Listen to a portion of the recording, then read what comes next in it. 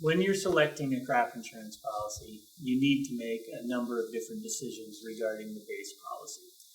You'll probably have some additional policy-specific options, but there are three basic big decisions. We have to figure out what policy do we want to buy, what coverage level do we want to choose, and what unit structure do we want to use.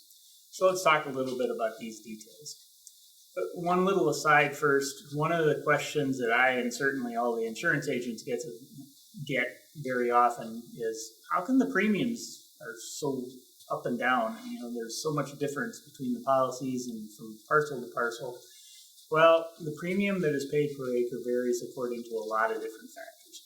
The most significant ones are the crop being covered, the county of coverage, the type of policy, the level of coverage, because that basically sets your deductible, the unit structure, or how many fields are grouped together, your actual yield history, which is a big one. We're going to talk about that in just a second. And then the expected value of the crop. The more that the crop is worth at the beginning of the year, the more the premiums are going to be. One thing with the county of coverage that gets frustrating for producers is that they can have fields that are literally split in half by the county line, and they can have slightly different insurance premiums for the different fields. The fun thing about crop insurance is that we actually don't pay the entire premium, because the U.S. government subsidizes all crop insurance policies. So the premiums that we pay as farms are actually less than the actuarial data would dictate. The amount of subsidy percentage is going to change according to the policy and the coverage level, but generally most farms are paying, in reality, about 40% of the actual premium.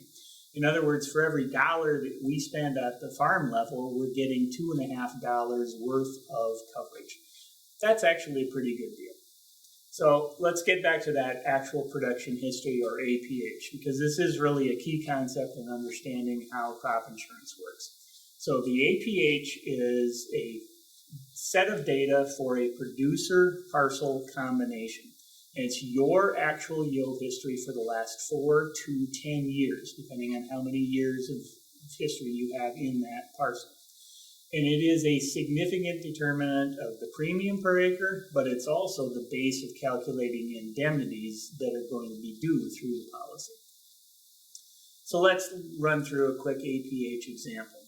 We've got a small farm here that has 2 parcels.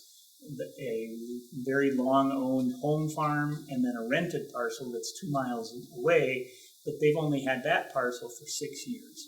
So because of that, we've got data for the last 10 years up here for the home farm, and then only for the last 6 years for the renting. And it just kind of shows easily how the APH calculation gets done. So we've got 2023 through 2014 data for the home farm, and the average corn yield there varied from 160 up to 218 bushels per acre, and the average, or what's going to be their APH for their home farm, is 193 bushels per acre.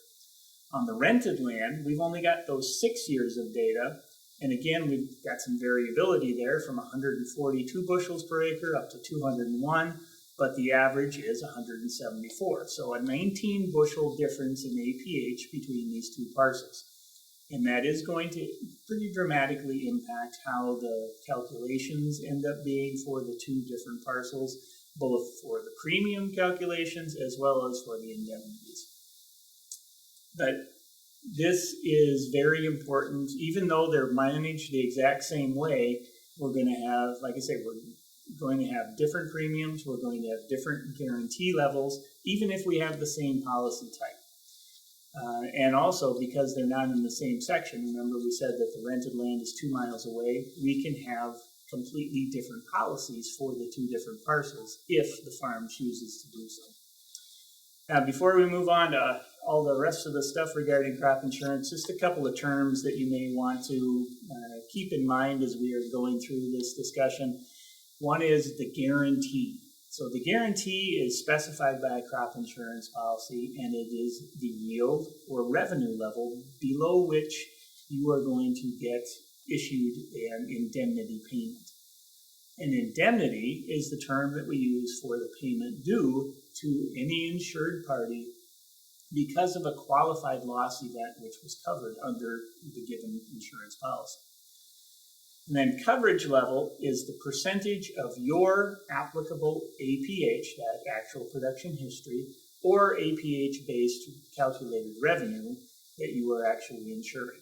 So with base crop insurance policies, you can select a 5% coverage level increment anywhere between 50% and 85%.